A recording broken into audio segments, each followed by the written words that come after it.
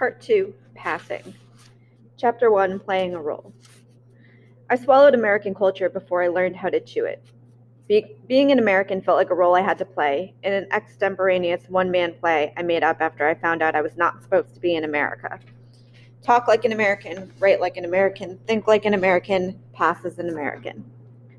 I was a 16-year-old actor, producer, and director of this production, inhabiting a character that I honed with the help of a 14-inch TV set, a VCR, an audio player that played cassettes and CDs, and library cards from both the Mountain View Public Library and the Los Altos Library. Though there were libraries in the Philippines, I don't recall going into one while I was growing up.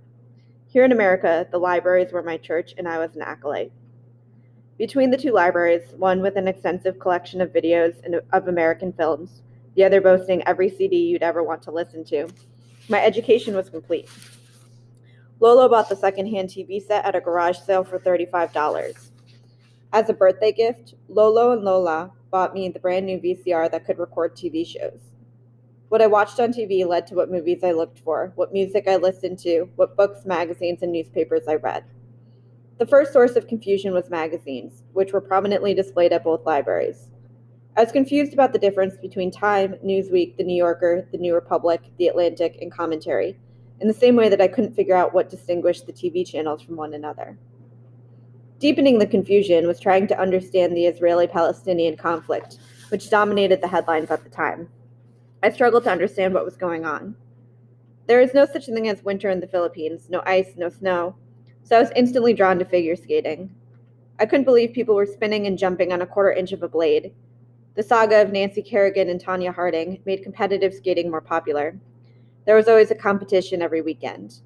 Before skaters began their programs, the titles of the music they skated to were flashed on TV. Skating was my introduction to Rachmaninoff, Beethoven, Mozart, et al. Did you know that there are two versions of Romeo and Juliet, the Tchaikovsky version and the Prokofiev version? I borrowed all of it from the library. I was free. I couldn't believe it was free. Listening to rap and hip-hop while trying to understand Alanis Morissette and Joni Mitchell was my passport to Black and white America. I thought that if I was fluent in both cultures, speaking in both tongues, no one would ask where I was from and how I got here. It took me a while to discover that Alanis and Joni were both Canadians. The 1990s was the beginning of hip-hop's rise as the most popular genre of music, particularly among young people. I convinced myself that reciting the lyrics to every one of Lauryn Hill's and Tupac Shakur's songs was proof of my Americanness. When I heard about a thing called country music and couldn't find that much country music at the libraries, I went to Tower Records and listened to songs by Garth Brooks and Dolly Parton. For me, movies were like a field trip, a way of seeing just how vast the country is. In a span of a few weeks, I watched Goodfellas, Hannah and Her Sisters, Do the Right Thing, and Working Girl. I was floored when I realized that they were all filmed in a place called New York City. How could Martin Scorsese's New York City be the same as Woody Allen's New York City, which is not the same as Spike Lee's New York City, and Mike Nichols' New York City? That was my introduction to perspective. After watching Sophie's Choice, Silkwood, Out of Africa, and A Cry in the Dark, I went up to a librarian and asked, "Is there more than one Meryl Streep?" Watching TV was a different kind of cultural immersion. TV Guide, a weekly magazine that I bought at the grocery store, was a Bible. TV is where I picked up idioms and mannerisms. I learned how to use cool beans from Full House. In order to act, talk, and pass as some kind of American, I studied every show I could watch, from Frasier to Roseanne, from The Fresh Prince of Bel-Air to The West Wing. Appropriating how Charlie Rose and Bill Moyers spoke on PBS while listening to Tupac and Lauren in my CD player seemed so far away from the illegal Filipino with a thick accent as I could get. Airing back-to-back on weekday afternoons, The Rosie O'Donnell Show, The Oprah Winfrey Show unlocked the doors in my imagination. Oprah's show introduced me to authors like Maya Angelou, Wally Lamb, and Toni Morrison. Oh, how Oprah loved Morrison, whose books she often selected for her book club. I was drawn to Angelou because she was born a resemblance to Lola, with the same low and rich timbre of a voice. Almost daily, Rosie's show featured someone from Broadway, including the actress and singer Audra McDonald, whose voice was so expansive, swinging and soaring, walloping and wailing, it seemed to jump out of the screen and into my bedroom. I didn't know what Broadway was or how the Tony Awards differed from the Oscars or the Emmys, but because of McDonald, I recorded the 1998 Tony Awards on TV, which Rosie hosted. About 20 minutes into the show, just as I was figuring out the difference between Best Revival of a Play and Best New Play, O'Donnell introduced a musical called Ragtime. Over a simple melody, a young boy took center stage, later to be joined by his father and mother and other white people from a place called New Rochelle, New York. Together they sang. The skies were blue and hazy, rarely a storm, barely a chill. The afternoons were lazy, everyone warm, everything still. The days were gently tinted, lavender pink, lemon, and lime. Ladies with parasols, fellows with tennis balls. There were gazebos, and there were no Negroes. A beat later, the music changed to a syncopated tune, and a group of black people danced center stage and sang, and everything was ragtime. Listen to the ragtime. Then a black man sitting in front of a piano took over. He declared, up in Harlem, people danced to a music that was theirs and no one else's, the sound of changing time, the music of a better day. Then the white people on the other side of the stage took over the melody and sang, ladies with parasols, fellows with tennis balls, there were no Negroes, and there were no immigrants. Yet again the music changed, signaling the arrival of something mysterious as a new group of people, immigrants, took center stage. A bearded man with some kind of accent, I couldn't place where it was from, said, they came from Western and Eastern Europe by the thousands. No dream was too big. They would be the next J.P. Morgan, Evelyn Nesbit, or Henry Ford. It would be their century, too. It was only 1906. My mind raced as the white people, the black people, and the immigrants crowded the stage and all sang together. And there were 94 years to go, and there was music playing, catching a nation in its prime. Beggar and millionaire, everyone everywhere, moving to the ragtime. At this point, members of the three groups started spreading out, then began to self-segregate, before finally moving into separate areas of the stage, while the music's melody turned dissonant and discordant. With white people back at center stage as black people took stage left while immigrants took stage right, they all sang.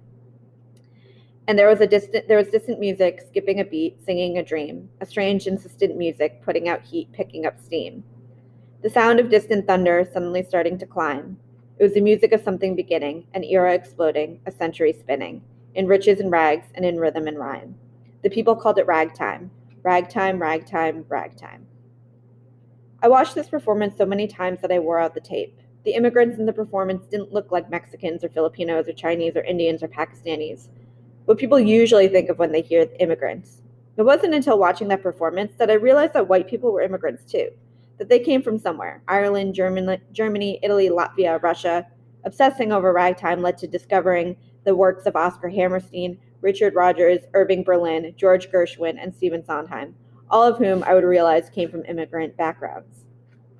Ragtime connected dots I didn't know existed, allowing me to better understand American history in ways my textbooks didn't fully explain. I would learn that except for Native Americans, whose tribes were already here before the colonists and the Pilgrims landed, and African Americans, who were uprooted from their homes and imported to this country as slaves, everyone was an immigrant. I didn't know what legal papers they had, or if they needed them, or if they were considered illegals too. But white people were immigrants, like my family are immigrants.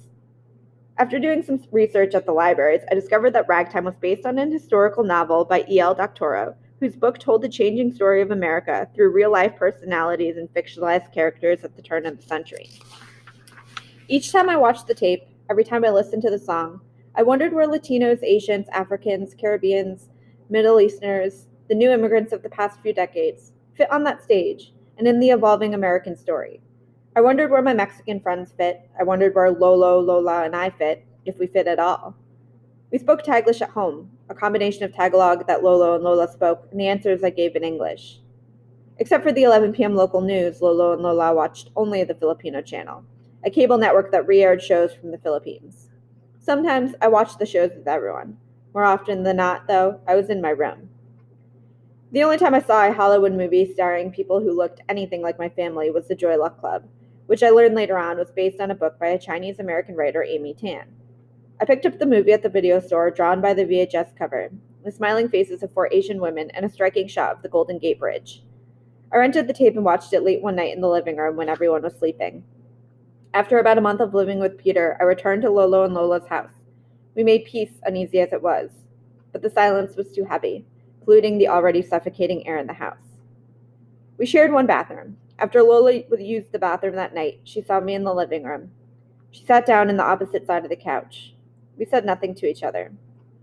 The Joy Luck Club was the first American film Lola and I watched together. I'm not sure how much she understood the interlocking stories of 4 Chinese women who emigrated to America in search of better lives. But she understood it enough that she started to cry when one of the characters, Lindo, broke into tears as she explained her love for her American-born daughter Waverly. I ended up watching Lola watch the entire movie, wondering how much she had given up to come here, how rarely she got to see her own daughter. At that moment, I realized it wasn't just me who missed my mother. Lola longed for my mama too, but I was too selfish to want to see it, too absorbed with my own pain. In those early years, passing as an American meant rejecting anything Filipino, at least outwardly. Lolo scoffed when he asked me a question in Tagalog, "Saan ka pupunta? Where are you going?" And I responded in English, "I'm going to the library." Passing as an American was my way of exerting control over a life I had no control over. It was not my decision to come here, acquire fake papers, and lie my way into being in America. But I was here. At the very least, I felt that I had to control what kind of American I was going to be, what kind of cultural connections I was going to make, which led to what kind of mask I had to wear.